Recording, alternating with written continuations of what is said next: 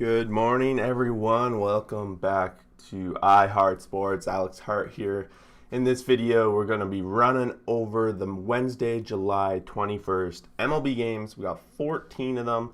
One of them was postponed / delayed, the Atlanta San Diego doubleheader. The second game didn't quite get through. They got to the bottom of the fifth. San Diego up 5-4, didn't quite get through. We have news that Yermin Mercedes, the Yerminator, has called it quits, ? Instagram or wherever he posted that he's out, he's done. Looks like he's calling it retire. He had been sent down to AAA ever since, for at least the past little while. So the speculation that he might go over to Japan or Korea, play baseball somewhere else, something going on with that. A lot of other games going on. A lot of fun last night, and we'll kick things off. Before we do, go down there, like, subscribe, join the community. Welcome in the comments to discuss any team that you'd like. We welcome everyone on this channel. First game of the night, we have the Rays 5, Orioles 4, and the Orioles were looking for the series win over the Rays. I don't honestly know if the Orioles have had a series win against the Rays in quite some time. They were close. They were up 4-2 going into the late innings. 4-3 going into the late innings in this one, and then the Rays walk it off the bat of Austin Meadows, who had a nice 2-hit, 2 RBI night, and the Rays put up 2 in the bottom of the ninth to walk it off.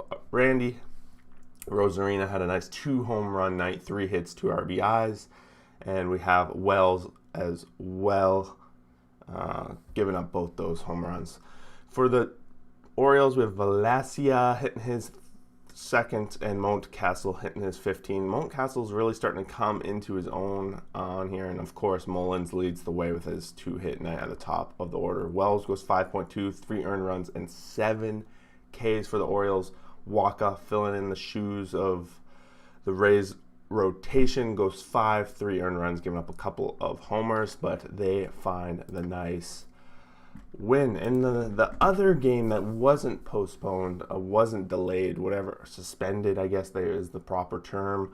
The Padres win 3-2, and Paddock leading the way for the Padres in this one. The Padres were up 3-0 in the fifth. The Braves put up 2 in the bottom of the sixth. The bring went within 1, but a little bit too late, and with the doubleheaders being 7 innings, too little, too late for sure. Tatis hits his 29th home run of the season, leading his team with 2 hits, 2 RBIs, putting up most of those RBIs for sure. Like I said, Chris Paddock, 5 innings pitched, no earned runs, only 1 K, so that's definitely a concern going forward. Muller goes 4, 1 earned run, 3 Ks for the Braves. And they continue all season long. They've kind of had this story where they get so close to 500, or they get to 500 and then they just immediately fall apart. Seems possibly that same story holding true right now. Mets 7, Reds 0, and this was the rubber match between the two. And the Mets pretty much handled it right out of the gate, taking a quick lead in the second, 1-0, and then piling on 4 runs in the third. Everyone's talking about how they need to add bats to their lineup, but maybe they don't. It seems like they're generating quite a bit of runs themselves in this case, but I guess it is the Reds, and they do give up some runs from time to time. Villarga hits his 10th home run of the season. Domingo Smith, his 11th, which was a grand slam. He led his team with 2 hits, 4 RBIs in this one. And Guillermo, I'm not even pronouncing that right. Their new shortstop, second baseman, whatever you want to call it, had a nice 2-run bomb himself, 2-hit, 2 RBI night. Marcus Stroman goes 8, 0 earned runs, and 7 Ks for nice performance. He's now 7-8 on the season, holding a 2.59 ERA. Kind of going under the radar as one of the top pitchers in the NL right now. Hoffman for the Reds goes 4, 5 earned runs, and no Ks, giving up 2 home runs in the loss. Moving along, we got another Central team, and the Brewers they lost the series to the Royals. The Royals pick up a nice win off these Brewers, and honestly, the Brewers seem to not do super great outside of their division, but at the end of the day, winning your division is all that matters, and that's what they've managed to do. Royals were up 2-0 in the fourth, and the Brewers put 3 up in the bottom of the fifth to actually have a lead for a short period before We have Kansas City add 3 in the top of the 6th. Solar adds an innocent home run, his 9th of the season, in the 8th inning when they already had the lead. And this one was Dozier probably leading the way with 2 hits, 2 RBIs for the Royals. No home runs coming out of the side for the Brewers. Lauer goes 5, no earned runs, 6 Ks. And Lauer, good performance. And he's, ever since I kind of gave him a little slap, he's turned it around. And Keller goes 6.2, 3 earned runs and 6 Ks in the win, picking up his 7th of the season, still sporting a 5.84 ERA. XJ Teal, welcome. Nice seeing you around. We've already touched on the Reds game. Sorry about their loss last night, but thanks for dropping in. I always appreciate you stopping by. Next game up, we got Rockies 6, Mariners 3. Rockies take this one and pretty much off the back of a 5-run first inning, and they didn't have to look back after that. Mariners chipped away a little bit here and there, but nothing too special. And Gomber cruised pretty clearly to a win after that. We have a couple home runs, all solo shots, and that's all of Seattle's runs. It was Seager's 18th, Torrance's 11th, and Haniger's 23rd. There is a lot of rumors that Seager's going to be dealt.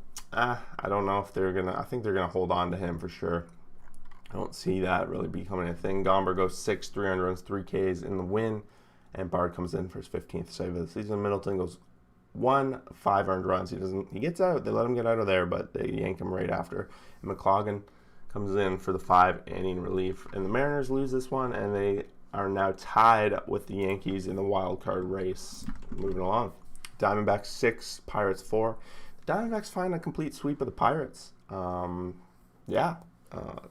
A little bit, probably the one that feels like their longest win streak of the season. It's against the Pirates, who still have not seemed to win a series of their own by sweeping. So Diamondbacks at least have that notch on them now as well.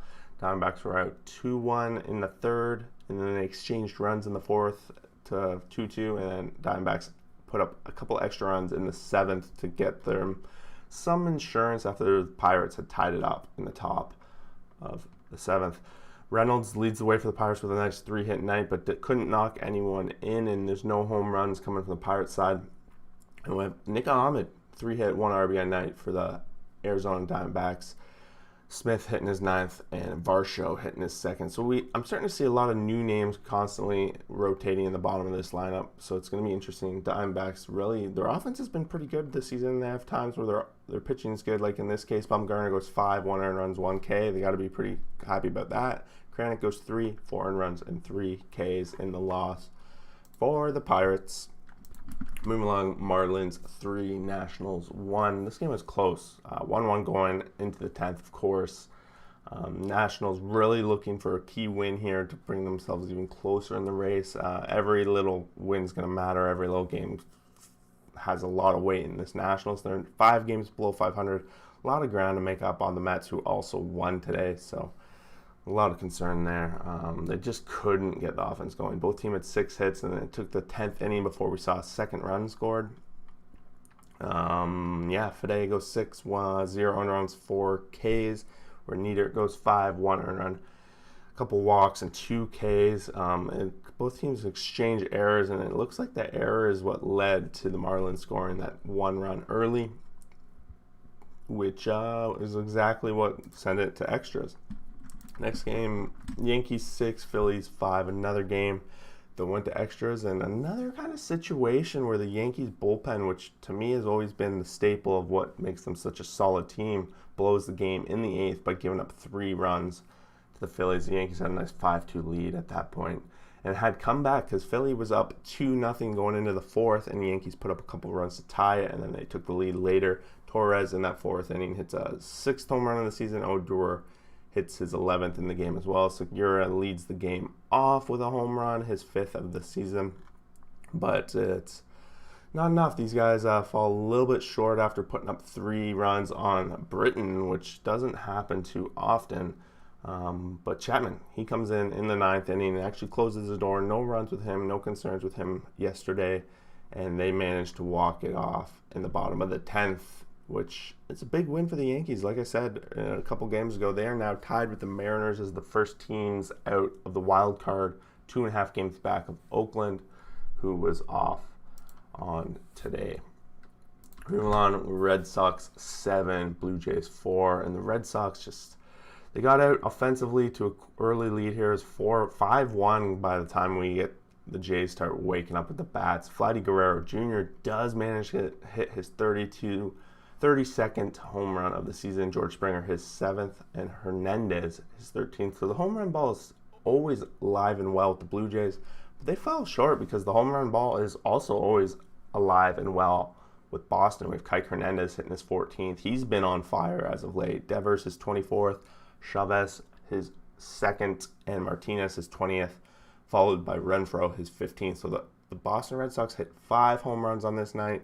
Robbie Ray definitely having the home run ball issue, giving up 3 home runs out the game, going 5 innings, 4 earned runs, most of them coming off home runs. And the home run ball has always been Robbie Ray's problem in this season, at least. On the other side, Garrett Richards goes 5.24 and runs 5 Ks himself, also giving up 3 home runs. Not getting into that 6th inning before, but he gets out there with the lead, so his team makes sure he gets the W. Moving along, we got the Tigers 4, Rangers 2, and the Tigers are on quite a bit of a win streak now. 6 games in a row they've won. Mind you, they've played the Twins and the Rangers, but a win streak's a win streak. Grossman hitting his 15th, Lyles Shorts hitting his 4th, and Baddoo hitting his 8th. So the offense definitely being a big part of this, but we can't discount how their pitching has also been. 6 innings pitched, 1 earned run, and 4 Ks for Manning. Whereas Lyles, they extend him out to 7 innings, 4 earned runs, and 5 Ks in the loss. And the Rangers have now lost, I think, 6 in a row as well. So they're on a losing streak, whereas the Tigers are on that win streak life. Indians 5, Astros 4. This one was back and forth, all game long. Indians out with a lead, 1-0 by the 3rd inning. Astros tied it up in the 4th, and then in the 5th took the lead. But then top of the 6th, the Indians wake up and like, hello, 3 runs here, and put up 3, and then took the lead. Whereas the Astros tied it up immediately in the bottom of the 6th before the Indians have to find the 7th inning off the bat of Cesar Hernandez hitting his career high 16th home run of the season. Still lots of games to go, so he's going to put up a nice mark as long as he stays healthy. A 2-hit, 2 RBI night for him. Morgan goes 5, 3 earned runs and 5 Ks in the win, and Lance McCullers going 5, 4 earned runs, 8 Ks in the no decision, and the bullpen closes it and doesn't manage to hold it for the Stros. And the Stros, they give up 1 here, and the Indians find a nice needed win if they're going to maintain some games in this wild card for sure. Twins 7, White Sox 2, and Twins find a nice win here. And Kepler, his 12th home run of the season. Polanco, his 14th. Polanco had a nice 3-hit, 3 RBI night, and these two teams, they don't really like each other the way things have been going at all. No home runs coming out of the side of the White Sox, and Yermin Mercedes, like I talked about at the top, had said he retired.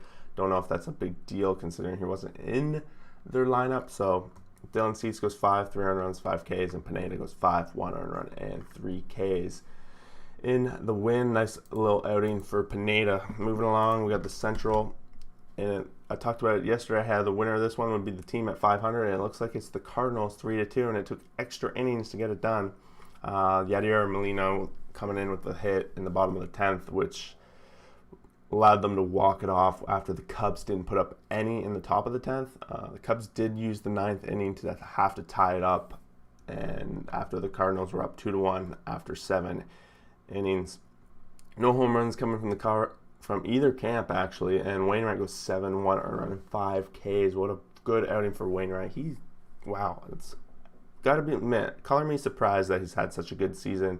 Whereas Hendricks as well, 6.1, 2 earned runs, 3 Ks. Both these guys went deep in the ballgame. Quality starts, no earned runs really. Have to be pretty happy with that. But both these teams fighting for their lives at this point. Giants 4, Dodgers 2, and this is the series everyone's been in.